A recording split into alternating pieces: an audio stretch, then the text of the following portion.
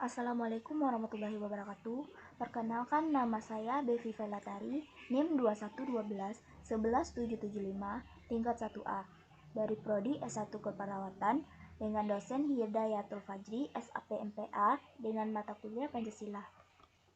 Di sini saya akan mempresentasikan mata kuliah Pancasila yang berjudul Tantangan Pancasila di Masa Revolusi Industri 4.0. Sebelum itu, saya akan menjelaskan sejarah revolusi.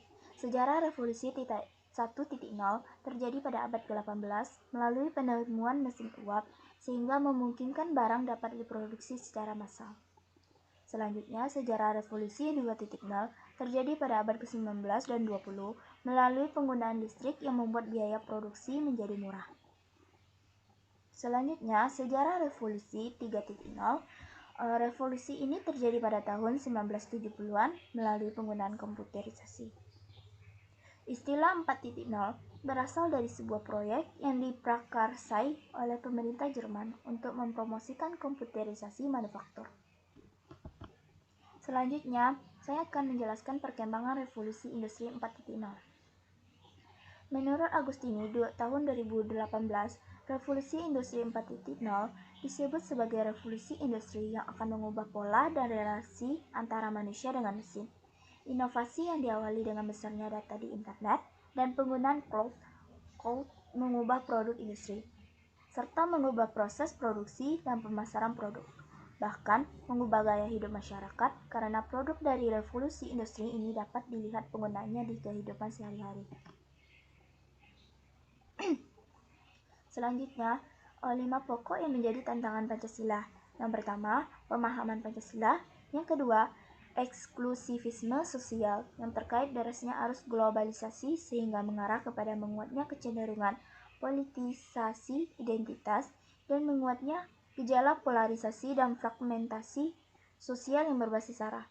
Yang ketiga, kesenjangan sosial.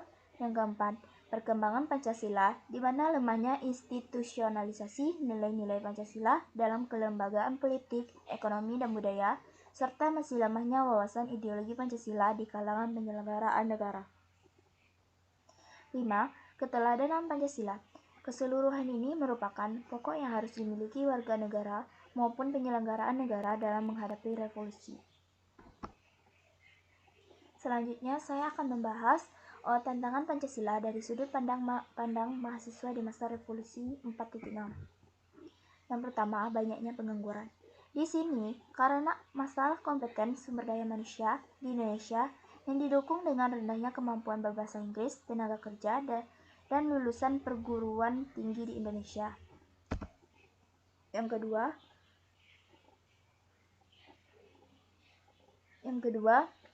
perkembangan media sosial yang masih pasif telah merekonstruksi struktur budaya masyarakat.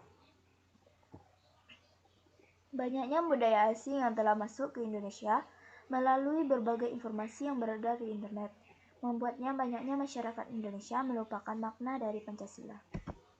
Yang ketiga, banyaknya pelajar yang sudah tidak terlepas dari handphone. Mudahnya masuk informasi dari internet yang terkadang informasi tersebut bertolak belakang dengan nilai-nilai Pancasila, seperti pornografi dan lain-lain. Yang keempat, peran mengajar telah banyak digeser dengan adanya revolusi industri 4.0. Dengan banyaknya informasi di internet, membuat semakin banyaknya pelajar lebih sering mencari jawaban di internet dibandingkan bertanya kepada guru. Di sini, siswa atau mahasiswa dengan kurangnya kreativitas dan inovativitasnya bertanya kepada guru, dan siswa dan mahasiswa lebih mementingkan mencari referensi di internet dibanding bertanya kepada guru.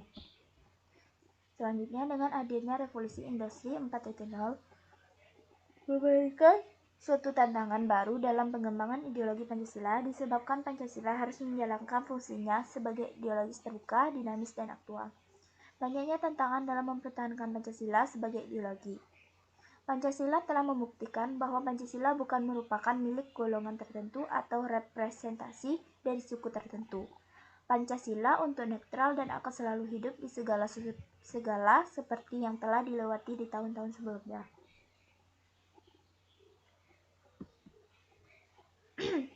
Upaya mengatasi penguatan ideologi Pancasila dalam menghadapi revolusi. Yang pertama, mendekatkan kembali Pancasila kepada masyarakat agar Pancasila bukan merupakan hal absurd untuk dipahami.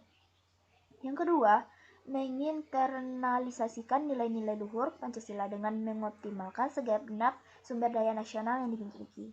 Yang ketiga, upaya menanamkan nilai-nilai luhur Pancasila ke kognisi masyarakat dapat memanfaatkan kelebihan dan kemudahan dalam revolusi 4.0.